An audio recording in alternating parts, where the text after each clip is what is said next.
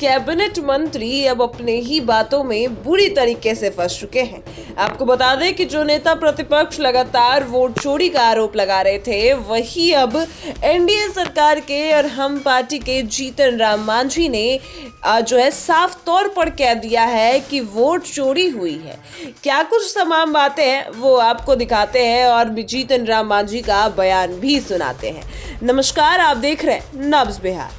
देखिए, आपको बता दें कि जहां एक और नेता प्रतिपक्ष लगातार महागठबंधन की हार के बाद और बिहार विधानसभा चुनाव के दौरान भी साफ तौर पर यही मुद्दा उठाते नजर आए थे कि बिहार में जो है वोट चोरी हुई है।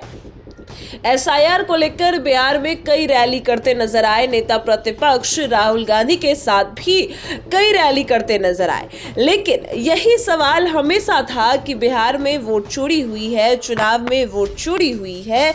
बिहार विधानसभा चुनाव के परिणाम के बाद भी यही कहते नजर आए हैं कि बिहार में वोट चोरी हुई है।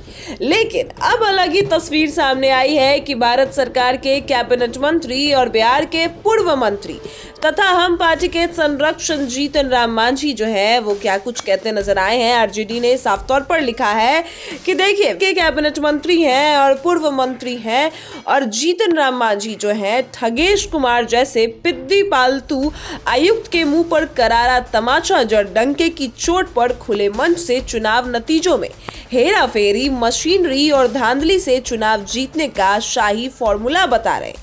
ये बता रहे हैं कि कैसे इनकी पार्टी ने 2020 में 2700 वोट से हारने के बाद टिकारी विधानसभा का चुनाव जीता था और ये टिकारी विधानसभा अनिल शर्मा वहां से जीतन राम मांझी के प्रत्याशी थे।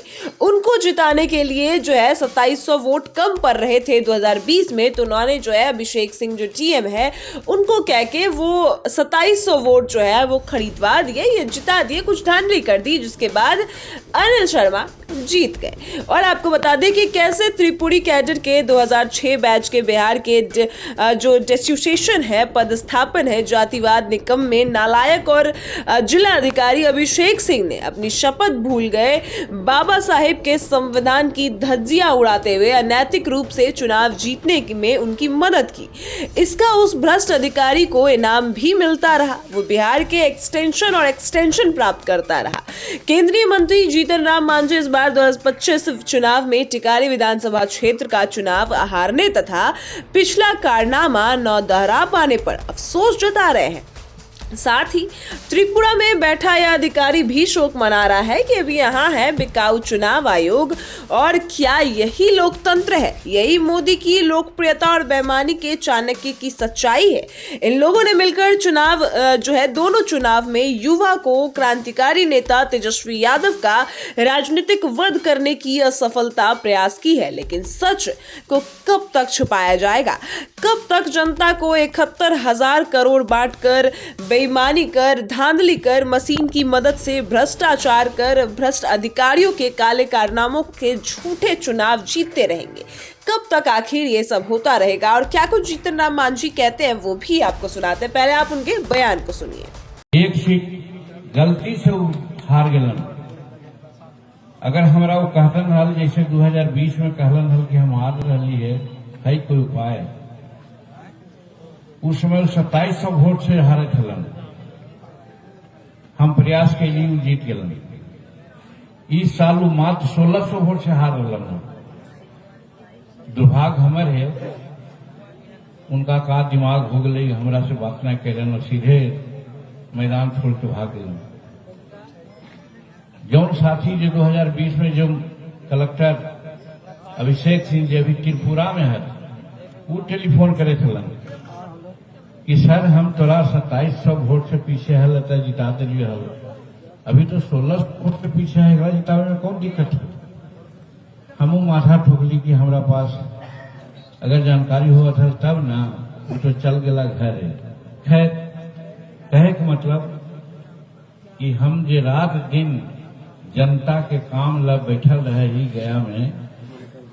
देखिए, आपने साफ तौर पर सुना कि जीतन राम मांझी खुद कार्यक्रम के दौरान ये साफ तौर पर कहते नजर आए हैं कि उन्होंने 2020 में भी जो चुनाव थे 2700 वोट कम पर रहे थे उनके प्रत्याशी को जीतने के लिए, तो उन्होंने वो करके दिखाया।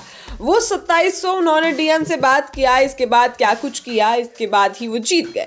लेकिन इस बार विधानसभा चुनाव के दौरान वो 1600 वोटों से पीछे थे, लेकिन वो उनको पता नहीं चला, उनके प्रत्याशी ने, जो अनिल शर्मा है या फिर जो प्रत्याशी थे जीतन राम मांझी के, उन्होंने जीतन राम मांझी को ये बातें नहीं बताई, जिस वजह से जीतन राम मांझी जो है वो वोट प्रभावित नहीं कर पाए, जिस वजह से हम के प्रत्याशी हार गए। यानी साफ तौर पर जीतन राम मांझी यही कहते नजर आए हैं कि वोट चोरी और वोट प्रभावित हुआ है।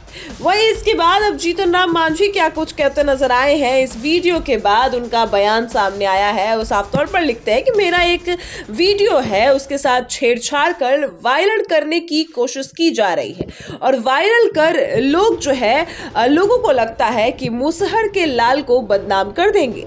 ऐसा लोगों को मैं बता देना चाहता हूं कि अब मुसहर के बेटे को कोई ना तो अपमानित कर सकता है, ना ही बेवकूफ बना सकता है। आसमान पर थूकने वालों पर तो हम भूल रहे हैं कि आसमान पर फेंका हुआ थूक तुम्हारे मुंह पर ही गिरेगा। अब मांझी ब्रांड हो चुका है, किसी से डरने वाला नहीं है। जहां एक और खुद जीतन राम मांझी ये बयान देते हैं और इसी बयान को अब एडिटेड वीडियो कहते नजर आते हैं, जहां नेता प्रतिपक्ष चुनाव के दौरान ये मुद्दा उठाते नजर आए कि वोट चोरी हुई है, महागठबंधन की इतनी करारी हार नहीं हो सकती है। ऐसे में एनडीए के खुद जो नेता है जीतन राम मांझी हैं, वो अपने ही बयान में फंस चुके हैं और इसके बाद अपने ही बयान में फंसकर साफ तौर पर कहते नजर आए हैं कि ये वीडियो जो है, वायरल जो हो रहा है वीडियो, ये एडिटेड वीडियो है।